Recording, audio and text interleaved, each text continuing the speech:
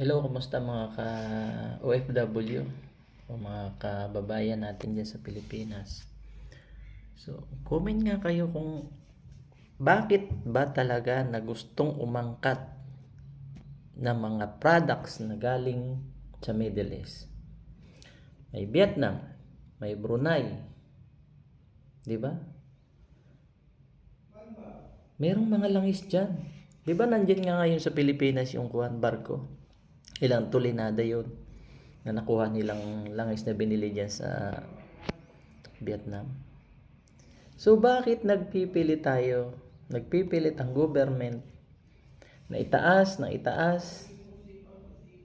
ang presyo ng mga bilihin sa Pilipinas?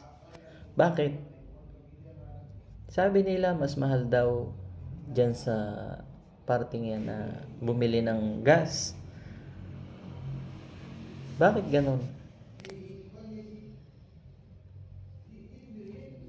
Paano tayo suportahan ng mga Asya kung tayo ay namimili sa ibang bansa? Sa Middle East. Di ba nagsusuportahan dapat mga Asya? No?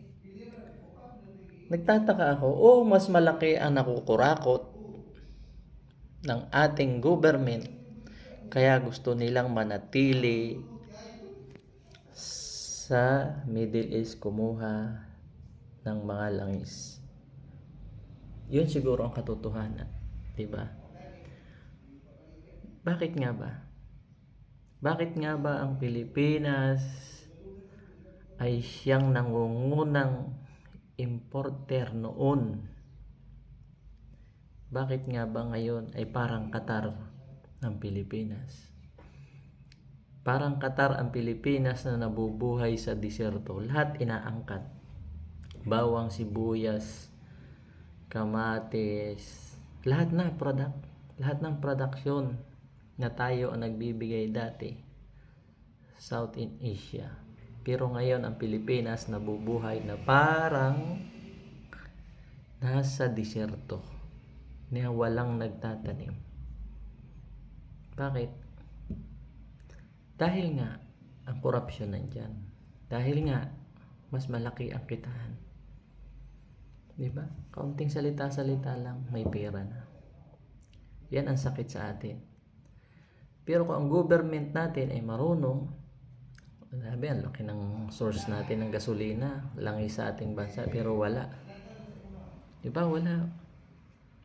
Walang nagsisimula. Umaasa lagi tayo sa mga ibang bansa na sila ang maghukay, na sila ang magkutkot. Pero sa totoo lang, bakit ang Vietnam? Bakit ang Malaysia? Di ba? Gumagawa sila ng paraan para makuha nila ang source ng gasolina. Para hindi sila umasa. Kita mo sila umuunlad. Kasi nga, hindi nila pinahawakan ang mga bagay-bagay na yan sa mga oligarko. Ang mga oligarko kasi sa atin ang nagpapaikot sa government. Di ba? Sa totoo lang, buksan yung kaisipan ninyo.